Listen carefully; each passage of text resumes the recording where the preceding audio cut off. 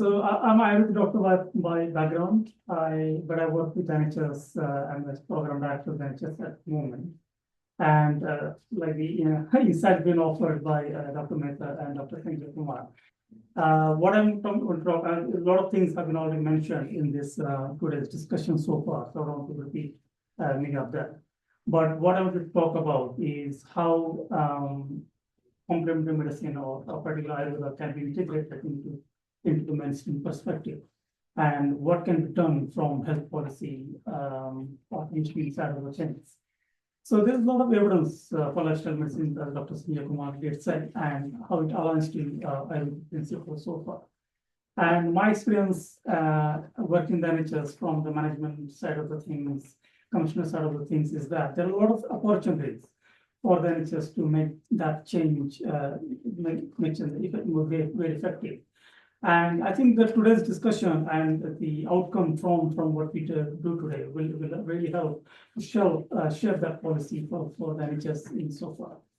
So obviously, where I see the opportunities lie, I mean, obviously, like previous speaker has kindly spoken about, is where prevention can be, that can be more opportunity, changing the lifestyle. And my observation since working with NHS for the last 20 years, what I've seen is the few changes in terms of the clinical complexities doctors see these days. 20 years back in the GP's surgeries, the kind of patient you saw and the kind of patient they see now, right, is vastly different. Secondly, the aging population and the patients are living longer, so their lifestyle illnesses are also living longer.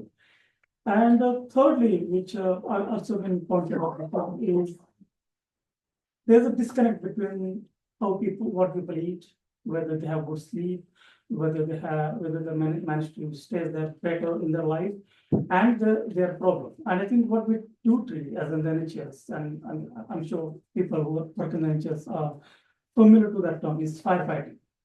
So I will say we're firefighting and all that, and we try to do the things as they come along. And so what NHS has become is a reactive organization.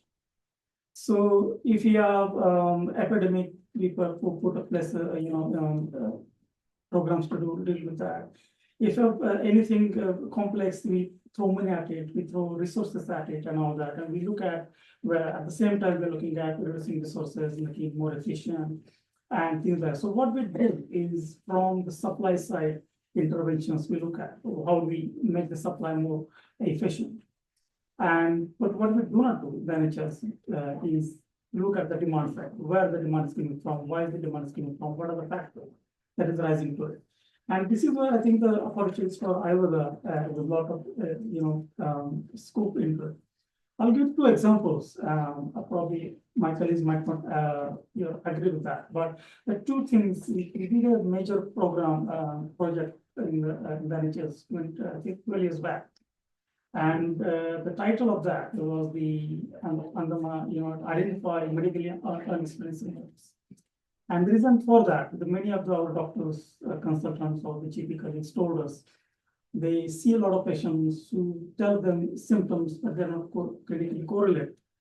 And then this patient gets frustrated, and they have to arrange a CT, MRI, what are the bloods and all that.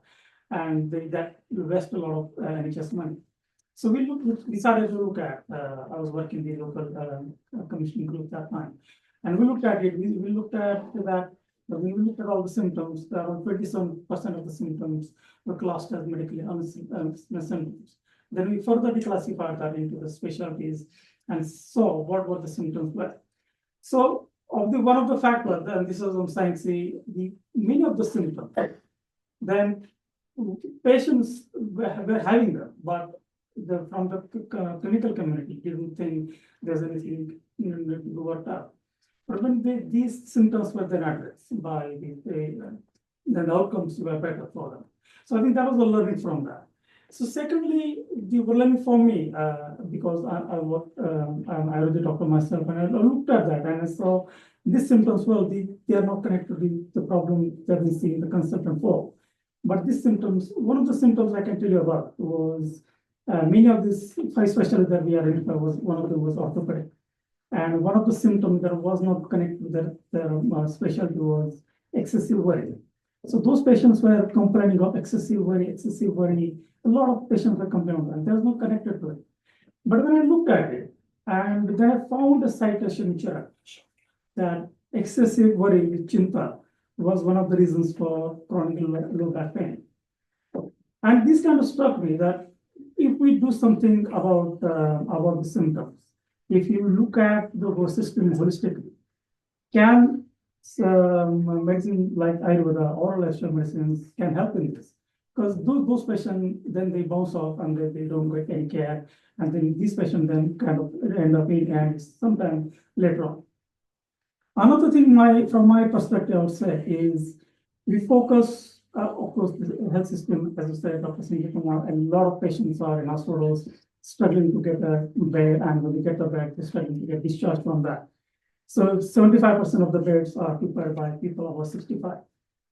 And now, obviously, the system is geared towards that, looking at how to reduce the hospitalizations and things like that. But what we don't do properly very well is that why patients reach into the situation in the first place. Why can't we do something that when the patients get their illnesses, say in early 30s or mid 40s, that they don't get that bad, that they end up in hospital. And if they do end up hospital, they can't be discharged back to their home. And this is where the lack of preventative thought, I guess, is important. This is where the focus of Ayurveda on AHA, diets, lifestyle, and prevention, and all the things can be put in the picture. And this is where I guess the NHS can help with that. Another point which already been talked about is the mental health and how these small things relatively can impact the mental health. Like I said, if the stress is there, I mean, when we do the work with our GKPLAs and consultants, we ask your patients, did you have a good sleep last night? Do you have stress in your life? I mean, what is the workplace stress and all that? I mean, these things are managed when the patients report them to the doctors, or they become excessively complicated. But going from the point of view, if we nip them in the bud by focusing on that will help you out. So I think there are a lot of opportunities here, but going forward, what I would suggest is maybe drafting some kind of pilot studies, initially working with the local GP colleagues, maybe trying, maybe there's a lot of empirical evidence available as to where Ayurveda can help most. For example, musculoskeletal problem are one of the biggest problems at the moment. 50% sick leaves are because of musculoskeletal issues, then psychology issues, low mental health, and all that. So I think though, if we identify as a group, where are the opportunities to work together, then we design some kind of pilot studies, then run the pilot studies on a small scale, and then depending on the results from that, then that can be kind of pitched towards the regional authorities or in the national NHS England on a national level. So there are quite a few things, and I'm happy to support any work that can be brought from this.